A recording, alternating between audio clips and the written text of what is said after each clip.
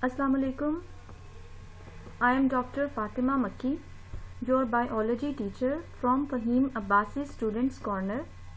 आज मैं आपको दी सेल चैप्टर पे लेक्चर दूंगी। ये इसका फर्स्ट पार्ट है जिसमें हम डिस्कस करेंगे history of cell discovery and cell theory and structure of eukaryotic cell, जिसमें जो 4 मेजर पार्ट्स हैं: cell membrane, cell wall, cytoplasm और न्यूक्लियस।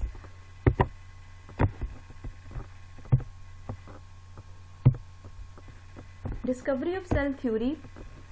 सेल की डिस्कवरी डायरेक्टली रिलेटेड है with the invention of the microscope, क्योंकि cell के जो organelles हैं ये एक सिंपल माइक्रोस्कोप में नहीं देखे जा सकते।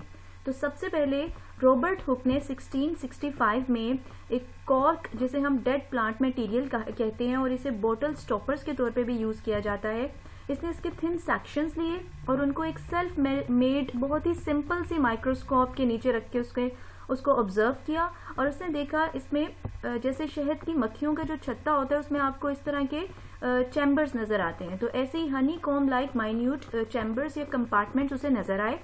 क्योंकि ये एक सिंपल माइक्रोस्कोप थी तो उसको सेल के अंदर के ऑर्गेनेल्स नजर नहीं आए।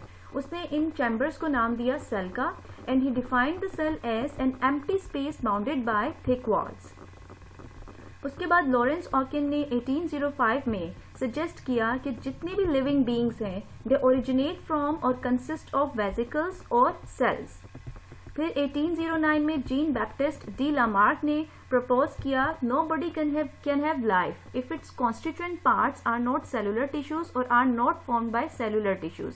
यानी ये वही बात है जो लॉरेंस ऑकिन ने कही थी कि कोई भी चीज जो लिविंग है वो सेल्स पर मुश्तमिल होगी या सेलुलर टिश्यूज पर लाजमी मुश्तमिल होगी। अगर वो मल्टी सेलुलर है तो सेल्स मिलकर टिश्यूज बना लेते हैं। देन रॉबर्ट ब्राउन इन 1831 इन्होंने रिपोर्ट की presence of nucleus in the cell. T Schwann और टी श्लेडन इन्होंने इंडिपेंडेंटली काम किया था 1839 में और 1838 में, और इस इंडिपेंडेंट काम को जब उन्होंने कंबाइन किया तो इसके नतीजे में उन्होंने प्रपोज की थी सेल थ्योरी, जो हम डिस्कवरी ऑफ सेल थ्योरी के एंड में देखेंगे।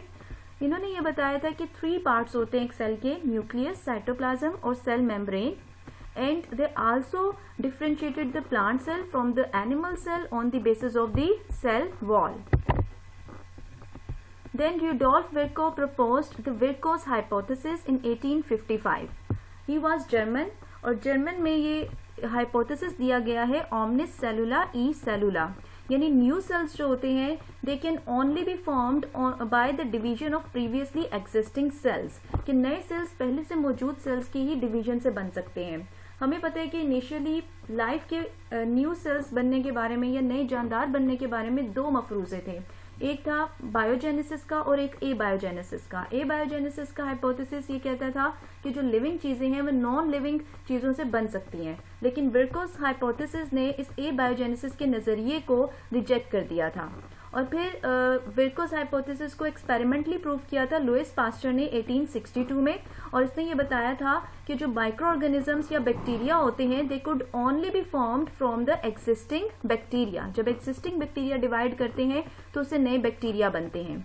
ऑगस्ट विस्मैन ने 1880 में ये बताया था कि अगर कोई भी लिविंग सेल्स, बहुत सारे लिविंग सेल्स हैं जिनमें अगर स्ट्रक्चर में, मॉलिक्यूल्स में या उनकी केमिकल कंपोजिशन, जैसे कि उनमें प्रोटीन्स हैं, कार्बोहाइड्रेट्स हैं, लिपिड्स मौजूद हैं, या जो मेटाबॉलिक एक्टिविटीज हो रही हैं, डिफरेंट मेटाबॉलिक प्रोसेसेस हो रहे हैं, अगर इनमें सिमिलरिटीज पाई जाती हैं तो ये चांसेस हैं कि उनका ओरिजिन सेम सेल से हुआ है या सेम ऑर्गेनिज्म से हुआ है।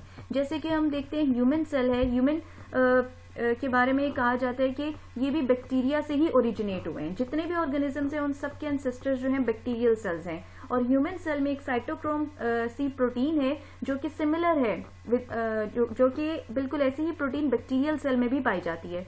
तो इसलिए ये कहा जाता है, उसकी बेस पे ये कहा जाता है कि the human cell have the bacterial origin. ठीक है, तो केमिकल कंपोजिशन, मेटाबॉलिज्म और स्ट्रक्चर और मॉलिक्यूल्स में अगर सिमिलरिटीज पाई जाएं तो ये कहा जा सकता है कि उन सेल्स का ओरिजिन कॉमन है।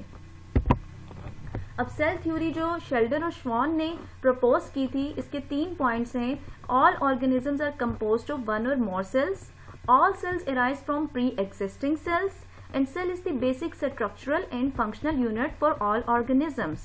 अब structural और functional unit का क्या मतलब है? इसका मतलब ये है कि एक पूरा मल्टी सेलुलर ऑर्गेनिज्म है, उसकी पूरी बॉडी जो स्ट्रक्चर और फंक्शन परफॉर्म कर सकती है वही स्ट्रक्चर और फंक्शन एक सिंगल सेल भी परफॉर्म कर सकता है। जैसे आप देखिए एक मल्टी सेलुलर ऑर्गेनिज्म रेस्पिरेशन कर सकता है, तो एक सिंगल सेल में रेस्पिरेशन के लिए माइटोकॉन्ड्रिया मौजूद है। अब एक मल्टी सेलुलर ऑर्गेनिज्म फूड को डाइजेस्ट करता है और अनडाइजेस्टेड फूड को बॉडी से बाहर रिलीज कर देता है, तो एक सेल में भी इस काम के लिए फूड वैक्यूल्स मौजूद हैं। इसी तरह से एक्सक्रीशन के लिए एक ऑर्गेनिज्म एक्सक्रीटरी सिस्टम होता है, जबकि एक सेल के अंदर एक्सक्रीटरी वैक्यूल्स मौजूद होते हैं जिन्हें कॉन्ट्रैक्टाइल वैक्यूल्स भी कहा जा सकता है। तो एक सेल जो होता है ये पूरे ऑर्गेनिज्म के स्ट्रक्चर और फंक्शन के बेसिक यूनिट को रिफ्लेक्ट कर रहा होता है। यूकैरियोटिक सेल्स दो तरह के होते हैं, एनिमल सेल्स और प्लांट सेल्स। अब बाकी इस चैप्टर में हम इस यूकैरियोटिक सेल के डिफरेंट पार्ट्स को और ऑर्गेनेलिस को स्टडी करेंगे। आप देख सकते हैं कि यहाँ पर outer most layer cell membrane है, जबकि यहाँ पर आउटर मोस्ट लेयर जो है वो सेल वॉल है प्लांट्स में। और इसके अलावा न्यूक्लियस जो है ये सेंटर के करीब लोकेट करता है, जबकि प्लांट सेल्स में ये किनारे पर होता है या टुवर्ड्स द पेरिफेरी होता है, क्योंकि इसमें एक बहुत बड़ा वैक्यूल होता है जो कि प्लांट सेल्स में एब्सेंट होता है। अब सेल मेम्ब्रेन या प्लाज्मा मेम्ब्रेन, एनिमल सेल में ये आउटर मोस्ट लेयर होती है, जबकि प्लांट सेल में ये सेल वॉल के अंदर होती है। ये एक यहाँ आप देख सकते हैं ये एक थिन डेलिकेट और इलास्टिक स्ट्रक्चर होता है which is capable of self repair, यानी अगर ये कहीं से डैमेज हो जाए तो ये खुद से रिपेयर हो जाता है, नई प्लाज्मा मेम्ब्रेन बन सकती है। अब इसकी केमिकल कंपोजिशन देखते हैं कि इसमें कौन कौन से मॉलिक्यूल्स पाए जाते हैं। इसमें 60 to 80% प्रोटीन्स होती है, 20 to 40% लिपिड्स होते हैं और कार्बोहाइड्रेट्स होते हैं स्मॉल अमाउंट में। अब जो अरेंजमेंट है लिपिड्स और प्रोटीन्स की, इसके बारे में दो मॉडल्स दिए गए थे, जिनमें से एक है यूनिट मेम्ब्रेन मॉडल और दूसरा है fluid mosaic model. Unit membrane model के मुताबिक जो लिपिड्स होते हैं वो दो लेयर्स की शक्ल में मौजूद होते हैं, जैसे कि आप यहाँ देख सकते हैं। इसको हम लिपिड बायलेयर कहते हैं। ये देखिए एक लिपिड मॉलिक्यूल जो होता है इसमें एक हेड होता है और एक टेल होती है। ये जो ब्लैक कलर की आपको नजर आ रही है ये टेल है, जबकि ऑरेंज कलर का हेड है। तो हेड जो होता है इसमें वो हाइड्रोफिलिक होता है, यानी वाटर लविंग, वाटर में ये स्टेबल रह सकता है। लेकिन जो टेल होती है वो हाइड्रोफोबिक होती है, वाटर हेटिंग। अब आप देखें कि एक प्लाज्मा, अब ये लिपिड के मॉलिक्यूल अरेंज्ड कैसे होंगे। ऐसा नहीं हो सकता कि किसी का हेड अंदर की तरफ है और टेल बाहर की तरफ है।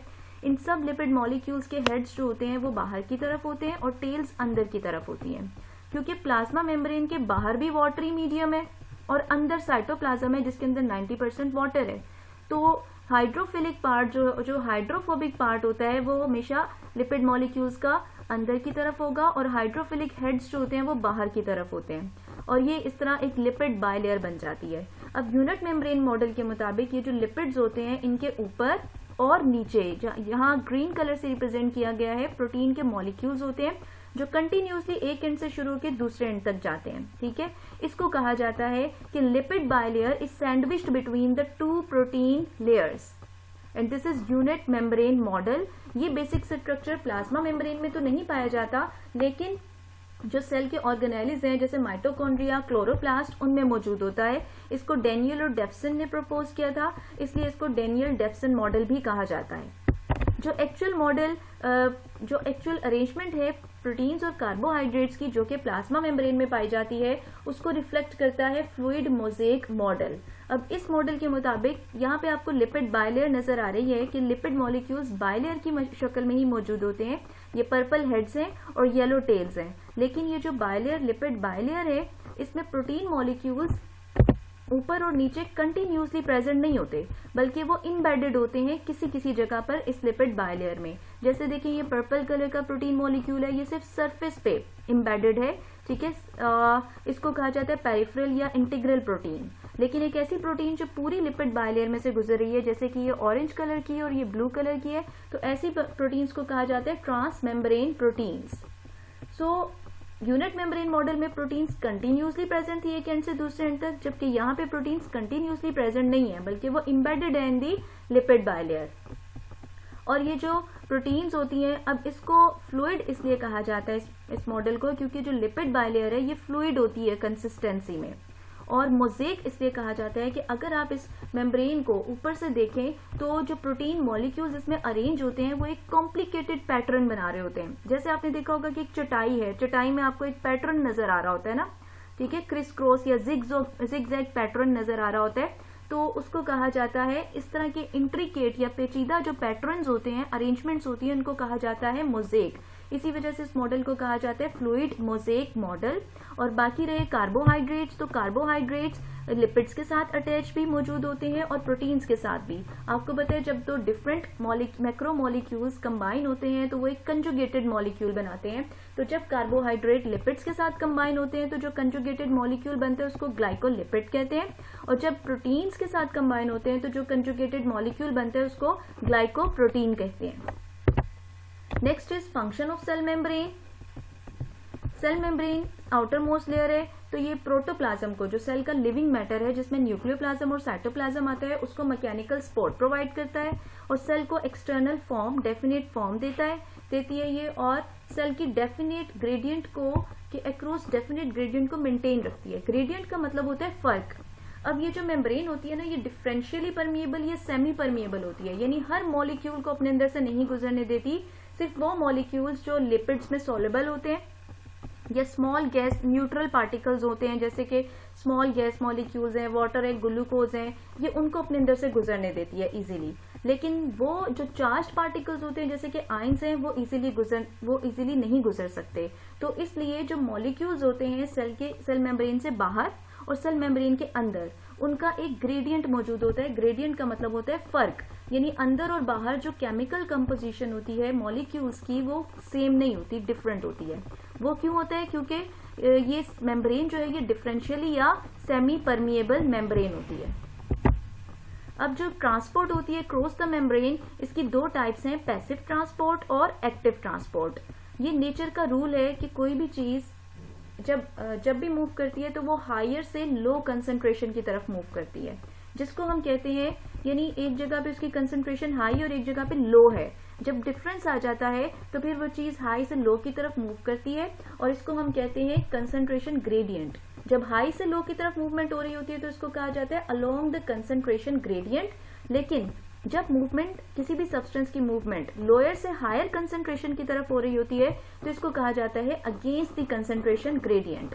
जब भी movement along the concentration gradient हो रही होती है तो इसमें एनर्जी की जरूरत नहीं होती, it occurs without expenditure of energy.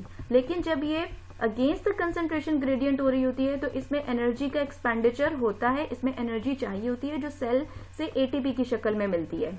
अब पैसिव ट्रांसपोर्ट की दो टाइप्स होती हैं, डिफ्यूजन और ऑस्मोसिस। डिफ्यूजन में जो सोल्यूट पार्टिकल्स होते हैं वो मूव करते हैं हाई कंसंट्रेशन वाले एरिया से लो कंसंट्रेशन की तरफ, लेकिन इसमें सेमी परमिएबल मेम्ब्रेन का होना जरूरी नहीं होता।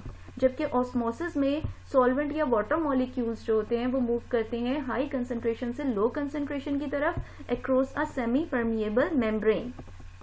अब क्या होता है कि पैसिव ट्रांसपोर्ट, चूंकि पैसिव ट्रांसपोर्ट हो सकती है मॉलिक्यूल्स की, तो बहुत सारे मटेरियल्स जो होते हैं सेल के बाहर से सेल के अंदर आ जाते हैं पैसिवली, और फिर उनको रिमूव करने के लिए एक्टिव ट्रांसपोर्ट की जाती है।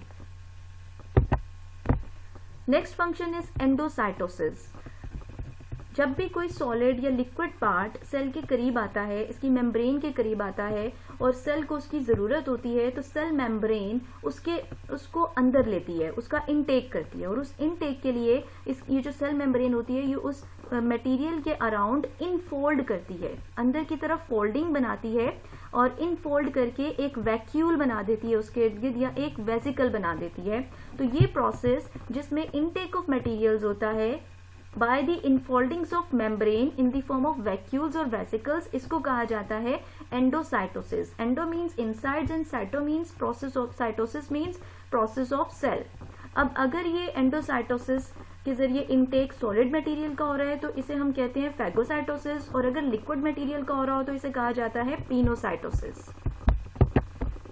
Last function of plasma membrane is transmission of nerve impulse. हमें पता है कि जो सेंसरी मैसेज है, ये नर्व इम्पल्स है, वो सारी बॉडी के सेल्स में ट्रांसमिट नहीं होती, सिर्फ न्यूरॉन्स जो नर्वस सेल्स होते हैं ये ट्रांसमिट कर सकते हैं। तो इनकी मेम्ब्रेन में ये जो मैसेज है ये चार्जेस की शक्ल में मेम्ब्रेन के अक्रॉस ट्रांसफर होता है। आपको यहाँ नजर आ रहे होंगे पॉजिटिव और नेगेटिव चार्जेस, लेकिन हम इनको डिटेल से यहाँ नहीं पढ़ेंगे, हम इसे डिटेल से कोऑर्डिनेशन एंड कंट्रोल वाले चैप्टर में पढ़ेंगे। तो ये ट्रांसमिशन ऑफ नर्व इम्पल्स जो है न्यूरॉन्स में बॉडी के एक हिस्से से दूसरे हिस्से में, ये भी मेम्ब्रेन के थ्रू होता है और ये बॉडी को कोऑर्डिनेशन में हेल्प करता है। नेक्स्ट पार्ट जो एक यूकैरियोटिक सेल में मौजूद होता है वो है सेल वॉल।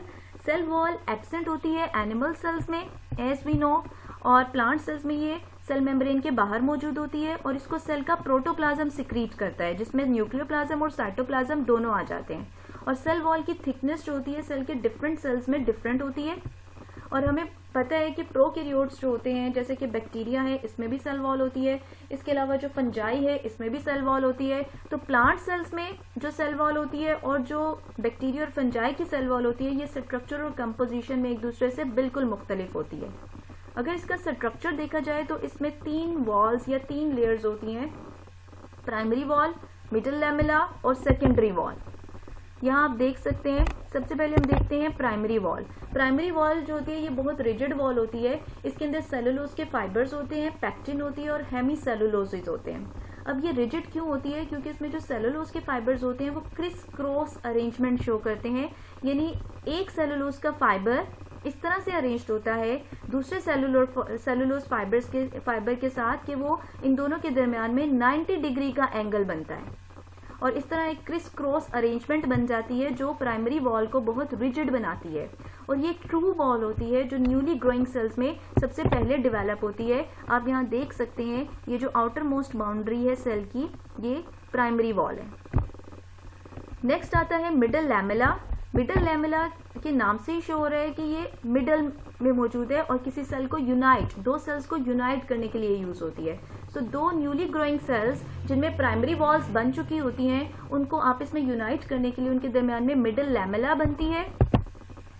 यहाँ आप देख सकते हैं जो डार्क ग्रीन कलर की लेयर है, this is middle lamella which is connecting the primary walls of the 2 cells. Next आता है secondary wall. Secondary wall primary wall के अंदर की तरफ मौजूद होती है और ये कंपेरेटिवली थिक और रिजिड होती है and it is composed of inorganic salts, silica, waxes, cutin and lignin. आप यहाँ देख सकते हैं ये ग्रीन कलर की जो वॉल है प्राइमरी वॉल के अंदर, this is secondary wall. This was the structure of cell wall. अब फंक्शन देखते हैं कि एनिमल सेल की निस्बत प्लांट सेल की जो शेप होती है ये ज्यादा डेफिनेट होती है। और क्यों? क्योंकि इसमें सेल वॉल जैसा रिजिड स्ट्रक्चर होता है। इसके अलावा ये सेल को रिजिड भी बनाती है, ये सेल के इनर पार्ट्स को प्रोटेक्ट करती है और ये सेल मेम्ब्रेन की तरह एज अ बैरियर एक्ट नहीं करती। Cell membrane semi permeable membrane के तौर पे एक्ट करती है, जबकि सेल वॉल जो होती है ये it allows every substance to pass through it. Third part is cytoplasm. ये सेल मेम्ब्रेन के अंदर की तरफ मौजूद होता है। हमें पता है कि यूकैरियोटिक सेल जो होता है उसका जो लिविंग मैटर है या लिविंग कंटेंट है जिसको हम प्रोटोप्लाज्म कहते हैं, इसके 2 हिस्से होते हैं। एक होता है साइटोप्लाज्म जो प्लाज्मा मेम्ब्रेन और न्यूक्लियस के दरमियान में होता है और दूसरा होता है न्यूक्लियोप्लाज्म जो न्यूक्लियस के अंदर मौजूद होता है। अब साइटोप्लाज्म लिक्विड होता है क्योंकि इसमें 90% वाटर होता है और इसके लिक्विड पार्ट को कहा जाता है साइटोसोल। इसके अलावा इसका एक सॉलिड पार्ट होता है जिसको सेल ऑर्गेनेलिस कहा जाता है। इसमें आते हैं endoplasmic reticulum, mitochondria, Golgi apparatus, lysosomes, peroxisomes, glyoxysomes और प्लास्टिड्स। इसके अलावा साइटोप्लाज्म में कुछ फंडामेंटल मॉलिक्यूल्स होते हैं जैसे कि आयन, स्मॉल मॉलिक्यूल्स और लार्ज मॉलिक्यूल्स। और इसकी कंसिस्टेंसी को देखा जाए तो इसमें स्मॉल मॉलिक्यूल्स जो होते हैं वो ट्रू सॉल्यूशंस बनाते हैं जिनमें सोल्यूट कंप्लीटली सॉल्युबल होता है, और जो लार्ज मॉलिक्यूल्स होते हैं वो कोलॉइडल सॉल्यूशंस बनाते हैं जिसके अंदर जो कि सस्पेंशन की फॉर्म में होता है, सोल्यूट कंप्लीटली डिसॉल्व नहीं होता। अब कोलॉइडल सॉल्यूशंस की 2 टाइप्स हैं, एक जेल और एक सोल। जो साइटोप्लाज्म का पेरिफेरल पार्ट होता है यानी जो एजेस वाला पार्ट होता है वो विस्कस होता है, जेल लाइक होता है, जबकि जो इसका सेंट्रल पार्ट होता है वो सोल होता है यानी नॉन विस्कस होता है, कम गाढ़ा होता है। फंक्शंस ऑफ साइटोप्लाज्म, ये स्टोर हाउस है वाइटल केमिकल्स का। जैसे हम देखते हैं कि लीवर सेल्स में जो ग्लाइकोजन है इसको स्टोर किया जाता है। इसके अलावा ये मेटाबॉलिज्म की साइट है, जैसे कि ग्लाइकोलिसिस साइटोप्लाज्म में होता है, डिफरेंट मेटाबॉलिक प्रोसेसेस साइटोप्लाज्म में होते हैं। इसके अलावा इसमें साइटोस्केलेटन मौजूद होता है, जो हम डिटेल से इस लेक्चर के अगले हिस्से में पढ़ेंगे। और ये जो साइटोस्केलेटन होता है ये सेल की शेप को मेंटेन रखता है। इसके अलावा सेल ऑर्गेनेलिस की मूवमेंट में रोल प्ले करता है। साइटोप्लाज्म एक स्टैटिक मटेरियल नहीं होता, बल्कि हर वक्त इसके अंदर मूवमेंट होती रहती है, और इस मूवमेंट के दौरान साइटोप्लाज्म का एक मैसिव पार्ट, एक बहुत बड़ा हिस्सा जो होता है वो एक जगह से दूसरी जगह मूव करता है। ये जो एक्टिव मैस मूवमेंट होती है साइटोप्लाज्म की, इसकी वजह से जो इसके अंदर ऑर्गेनेलिस मौजूद होते हैं, फ्रीली फ्लोटिंग ऑर्गेनेलिस, वो भी मूव करते रहते हैं, और इन मूवमेंट्स को कहा जाता है cytoplasmic streaming movements. Next part of cell is nucleus. ये मोस्ट इंपॉर्टेंट ऑर्गेनेली है सेल का, जो सेल की सारी एक्टिविटीज को कंट्रोल करता है।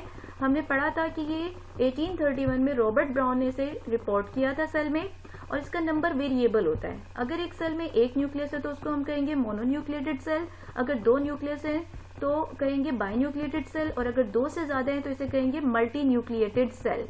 और इसकी विजिबिलिटी नॉन डिवाइडिंग स्टेज में होती है।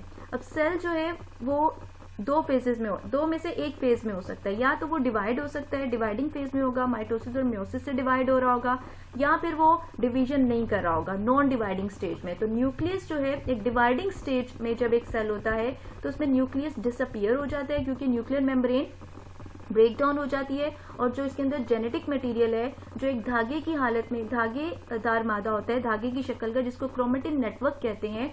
तो नॉन डिवाइडिंग स्टेज में तो क्रोमेटिन नेटवर्क मौजूद होता है, लेकिन जब एक सेल डिवाइड करता है तो उसमें ये क्रोमोसोम की शक्ल अडॉप्ट कर लेता है, जिसको हम आगे देखेंगे डिटेल से। तो नॉन डिवाइडिंग स्टेज में न्यूक्लियस आपको विजिबल हो सकता है, लेकिन डिवाइडिंग स्टेज में न्यूक्लियस डिसअपियर हो जाता है। इसकी केमिकल कंपोजिशन है, इसमें डीएनए मौजूद होता है, आरएनए और प्रोटीन्स। ये है स्ट्रक्चर ऑफ न्यूक्लियस। ये इसकी आउटर मोस्ट लेयर है, ये जिसमें आपको जगह जगह पे कुछ पोर्स या ओपनिंग्स नजर आ रही हैं।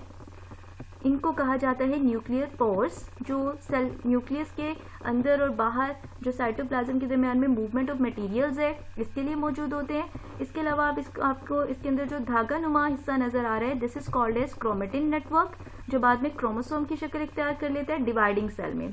अब आप इसकी न्यूक्लियस की मेम्ब्रेन या न्यूक्लियर मेम्ब्रेन को देख सकते हैं। इसका जो डबल मेम्ब्रेन स्ट्रक्चर होता है, अंदर वाला हिस्सा न्यूक्लियस के साथ, न्यूक्लियोप्लाज्म के साथ कांटेक्ट में है, यहाँ पे सारा जो लिक्विड है दैट इज न्यूक्लियोप्लाज्म, और बाहर वाला हिस्सा जो है वो बहुत सारी जगहों पे एंडोप्लाज्मिक रेटिकुलम के साथ कनेक्टेड है। और ये जो एंडोप्लाज्मिक रेटिकुलम है, इसके ऊपर आपको रेड कलर के सर्कल्स नजर आ रहे हैं, जो राइबोसोम्स हैं। So this is rough endoplasmic reticulum. ये है जनरल स्ट्रक्चर न्यूक्लियस का। अब हम इसको डिटेल से देखते हैं। सबसे पहले न्यूक्लियर मेम्ब्रेन, जिसके बारे में मैंने आपको बताया कि डबल मेम्ब्रेनस स्ट्रक्चर है। Outer membrane is in contact with endoplasmic reticulum, inner membrane encloses nuclear contents, और ये सेपरेट करती है न्यूक्लियर मटेरियल को साइटोप्लाज्म से। इसके अंदर पोर्स होते हैं जो अलाउ करते हैं exchange of materials between nucleus and cytoplasm.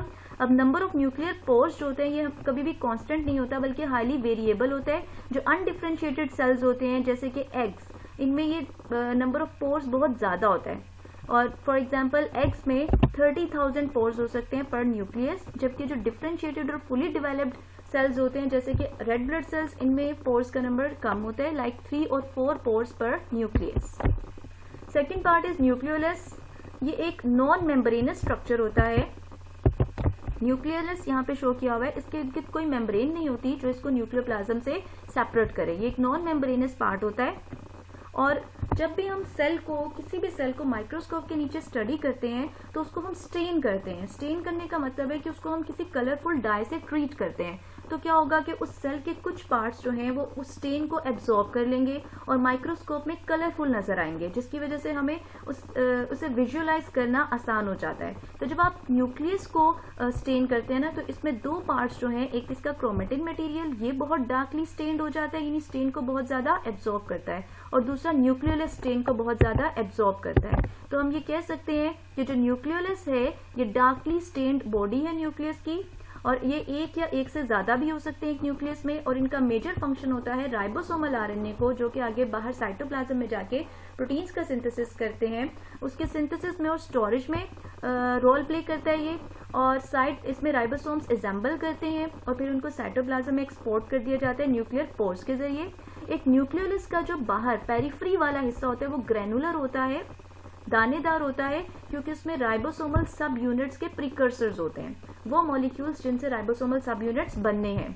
जबकि सेंट्रल एरिया जो होता है वो उसमें धागे मौजूद होते हैं, ये फाइब्रिल एरिया होता है जिसमें लार्ज मॉलिक्यूलर वेट आरएनए और राइबोसोमल डीएनए मौजूद होता है।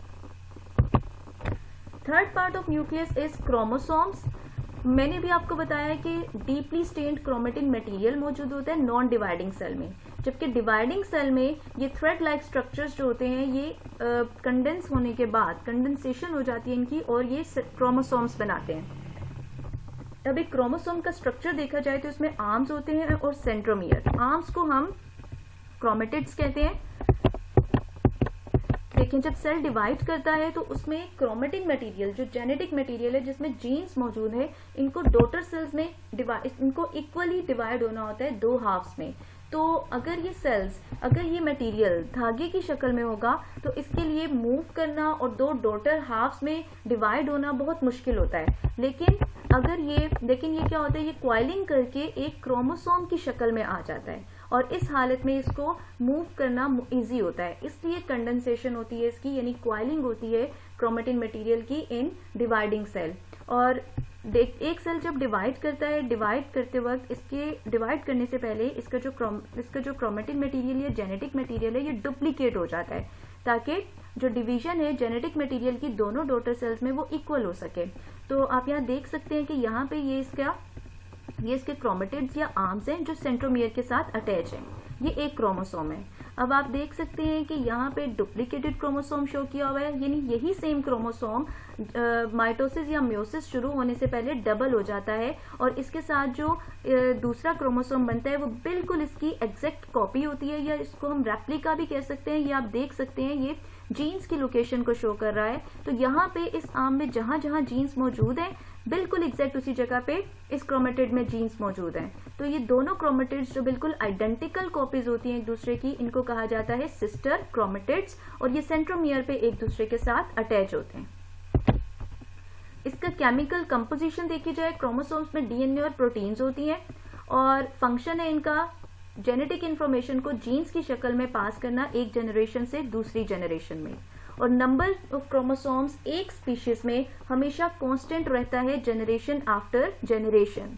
नंबर दो तरह का होता है, हेप्लॉइड नंबर और डिप्लॉइड नंबर। हेप्लॉइड नंबर क्या होता है, आपने पढ़ा होगा मेयोसिस में कि जब एक पेरेंट सेल जो है, फर्ज कर लेते हैं कि पेरेंट सेल ह्यूमन सेल की एग्जांपल ले लेते हैं कि उसमें 46 क्रोमोसोम है, लेकिन जब उससे डॉटर सेल्स बनते हैं तो डॉटर सेल्स में जो नंबर ऑफ क्रोमोसोम है वो पेरेंट सेल की निस्बत हाफ रह जाता है, यानी 23। तो ये जो half of number of chromosome है, हाफ किससे, उस नंबर ऑफ क्रोमोसोम से which is contained in the diploid cell of body, यानी एक बॉडी के जो डिप्लॉयड सेल में नंबर ऑफ क्रोमोसोम है उसका जो half number germ line cells या गैमेट्स में मौजूद होता है उसको कहा जाता है हेप्लॉइड नंबर ऑफ क्रोमोसोम्स। जबकि number of chromosomes which is double the number contained in the haploid cell उसको कहा जाता है डिप्लॉयड नंबर ऑफ क्रोमोसोम्स। अब number of chromosomes different species में डिफरेंट होते हैं। फॉर एग्जाम्पल मैन में 46 क्रोमोसोम्स होते हैं, फ्रॉग में 26 क्रोमोसोम्स होते हैं, चिंपैंजी में 48 क्रोमोसोम्स होते हैं, फ्रूट फ्लाई सेल में 8 क्रोमोसोम्स होते हैं, अनियन के एक सेल में 16 क्रोमोसोम्स होते हैं, पोटैटो के एक सेल में 48 क्रोमोसोम्स होते हैं और गार्डन पी के एक सेल में 14 क्रोमोसोम्स होते हैं। Thank you so much. In next part of this lecture, we will see the rest of the organelles of a eukaryotic cell.